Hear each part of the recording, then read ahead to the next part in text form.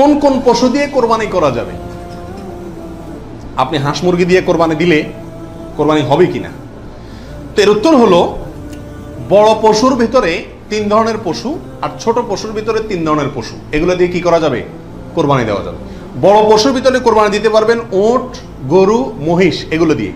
মহিষ দিয়ে দিতে পারবেন কিনা এটা নিয়ে ওলামায়ের ভিতরে সামান্য ইখতিলাফ আছে। অনেকে মহিষকে গরুর অন্তর্ভুক্ত করেছেন, অনেকে করেন নাই।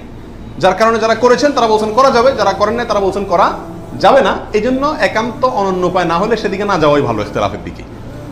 আর ছোট পশুর ভিতরে 3টা, দুম্বা, ছাগল এবং ভেড়া, এগুলো দিয়ে কি করা যাবে? কোরবানি করা যাবে। এছাড়া অন্য কোনো পশু দিয়ে, এই গৃহপালিত পশু ছাড়া আপনি হরিণ দিয়ে অথবা অন্য কোনো হালাল পশু যেটা গৃহপালিত না, সেটা দিয়ে কি করা যাবে না? কোরবানি দেওয়া যাবে না, দিলে কোরবানি হবে না।